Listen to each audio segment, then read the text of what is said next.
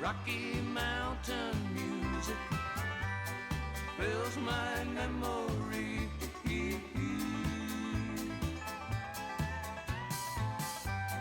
Rocky Mountain music.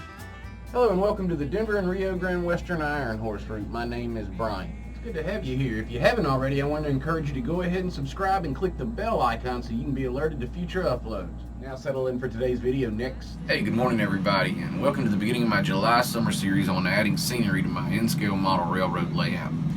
In this episode, all I'm doing is I'm using plaster and great stuff foam to add a scenery base to the east portion of my layout over here, the Arvada, Denver, Lodo area, basically. Pretty simple, making a mini diorama to test my plaster and shredded cardboard mixture and how that mixture will adhere to wood. And then I'm going to use that mini diorama, the experiment for that. If that works, I'm going to apply Great Stuff foam to the top of that to make sure the Great Stuff foam will adhere to that, etc. and so on. I'll have it on a little block of wood, and also I'll be able to use this mini diorama to experiment with riverbed painting, the Woodland Scenics water I'm going to be using. I'll be able to do a little experiment there and just kind of test out some things before I actually apply it to the layout. Maybe that's going to save me some money, which is important to me. Stick around. Video's coming up next. Alright, so as I mentioned, I wanted to start off testing my plaster and shredded cardboard mixture on a piece of wood to make sure that it would adhere properly. I found that if I cut it up real good, it did work better.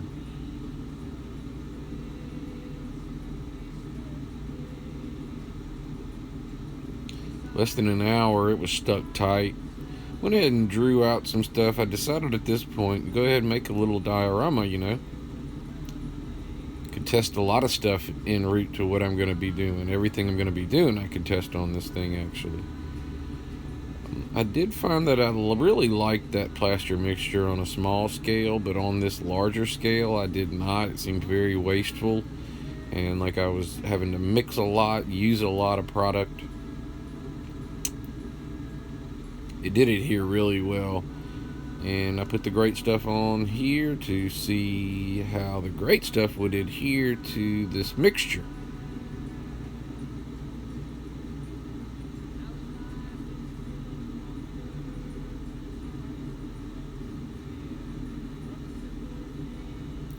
I do my best to not overuse the Great Stuff. I'm rarely successful. I should just pull that up right there and leave it be. But I don't. I add more.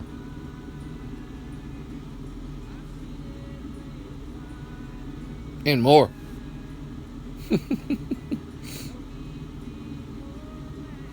Definitely not needed. Too much. Almost every time I do that. You will see later that I added too much. Now, I don't have this rolling simply for your listening enjoyment of John Denver. I want you to see that you don't have to spray this Great Stuff foam and run away from it. You do not want to touch it. I use a tool, a simple tool, and I try to reuse that. And Great Stuff changes in consistency and form as it dries and expands and can be worked with throughout the entire process, and it's important that you know that because if you let the Great Stuff just go without sculpting and molding and pushing and pulling, you could end up with problems. It's going to get a lot bigger than that.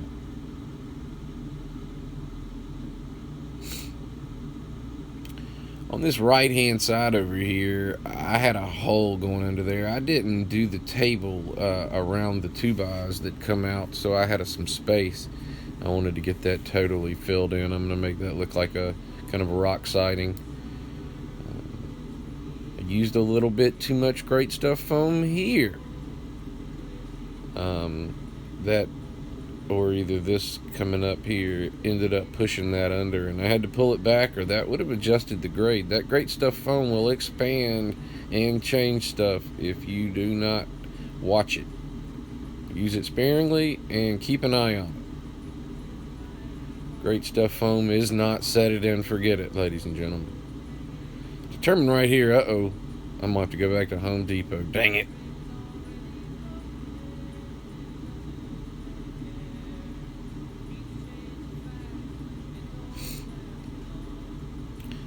Continuing just to plug holes. I'm at the end of this can, so I'm just kind of trying to squeeze out what's left. It's about $3 a can, between 3 and 4, and it's worth it.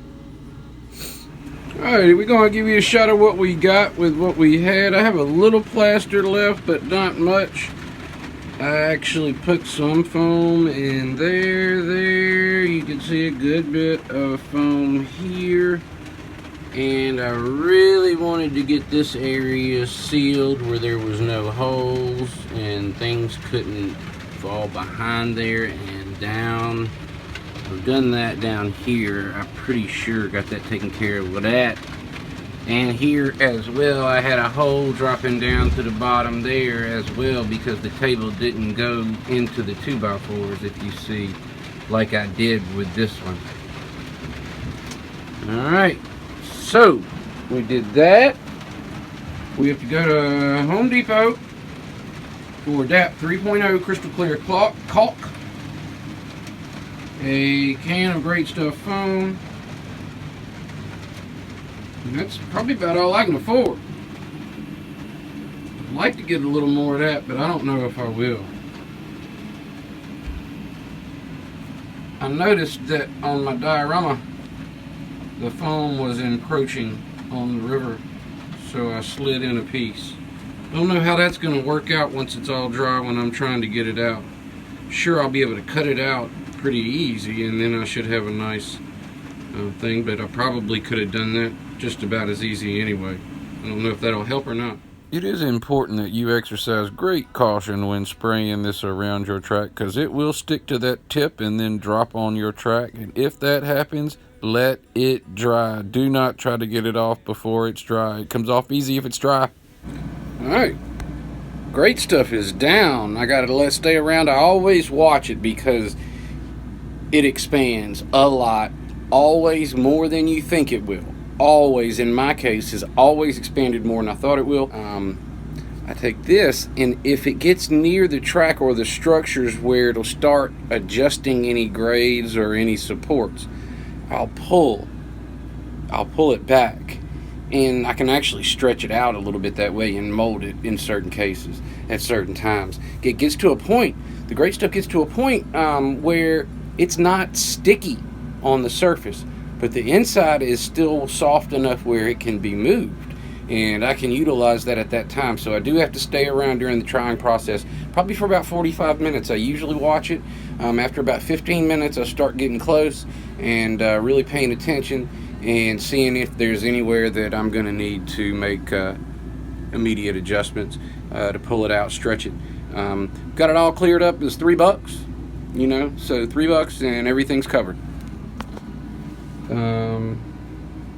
You know, all this is going to be carved in the upcoming episodes to look not like a blob of Jello or mashed potatoes or whatever. So I did some more here.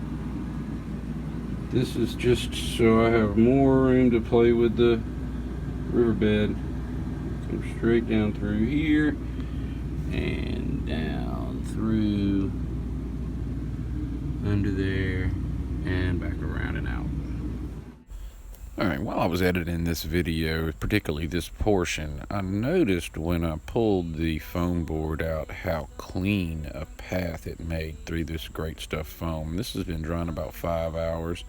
I'd let it cure at least a day if I was going to do this, but you can basically use this to make a path for anything in your layout that you haven't already laid down. if you did this at the beginning, you could even lay paths for your main line and sidings and everything else. You could just put a cardboard cutout down. Man, you'd have great paths and stuff. Just an idea, a thought. Hanging by a song, but the string's already broken and he doesn't. I need one more thing from you. If you haven't already, I need you to click right here, or click here, or here, or here, anywhere to stick around. Just stick around.